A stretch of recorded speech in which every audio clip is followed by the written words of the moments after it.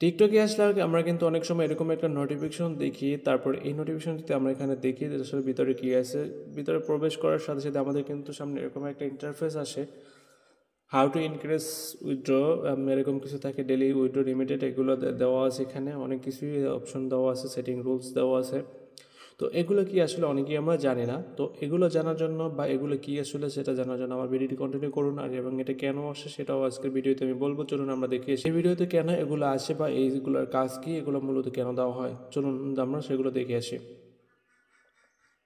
আর যারা এখন পর্যন্ত আমার চ্যানেলে সাবস্ক্রাইব করে না, তারা আমার চ্যানেলটা সাবস্ক্রাইব করে বেল আইকন অন করে দেবেন। প্রথমে তো আমরা টিকটক ওপেন করবো এবং এটা কোথায় পাবো সেটা আমরা সেটিংটা দেখবো। আসার জন্য আমরা যখন টিকটক ওপেন করবো, তারপর আমাদের সামনে কিন্তু এরকম একটা ইন্টারফেস আসবে।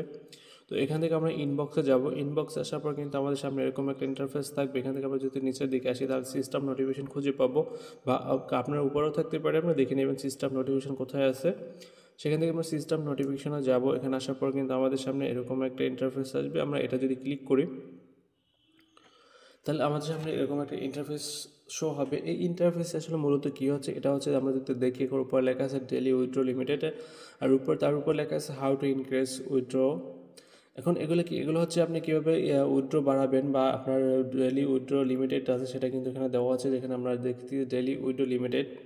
তো এখানে প্রথম দেওয়া আছে কারেন্ট ফান্ড, মানে এই মাসে আপনার, তারপর নেক্সট মাস, পরবর্তী মাসে কীরকম উইথড্র করতে পারবেন। তো এই মাসে এখানে $100 দেওয়া আছে, পরবর্তী মাসের ক্ষেত্রে সেখানে কিন্তু আপনার $100 দেওয়া আছে।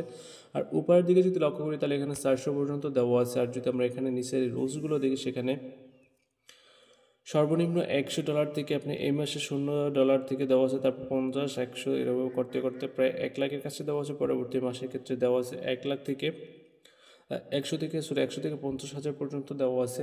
তো এইটা আসলে কি, এটা হচ্ছে মানে যারা ইনকাম করে টিকটকের ক্ষেত্রে, যারা মনিটাইজেশন করেছে বা ক্রাইটেরিয়া ফুল করেছে, যারা ইনকাম করে সেক্ষেত্রে তাদের জন্য এটা হচ্ছে মনে করেন প্রতিনিয়ত আপনি প্রতি দৈনিক কত টাকা সে আপনি উইথড্র করতে পারবেন। এবং সেটা কিন্তু এখানে একটা চার্ট দেওয়া আছে। সেটা হচ্ছে যখন আপনি এখান থেকে এই মাসে আপনার এখানে দেওয়া আছে, যেহেতু আপনি প্রতিদিন আপনি $100 বেশি কিন্তু আপনি ইনকাম করতে উইথড্র করতে পারবেন না। এর বেশি কিন্তু মনে করেন আপনি যে $100 যদি কম থাকে $90 কিংবা $99, সেক্ষেত্রে কিন্তু আপনি উইথড্র করতে পারবেন না। আপনার অ্যাকাউন্টে কিন্তু $100 রেখে বাকি যেই ডলার থাকে অতিরিক্ত, সেটা কিন্তু আপনি উইথড্র করতে পারবেন।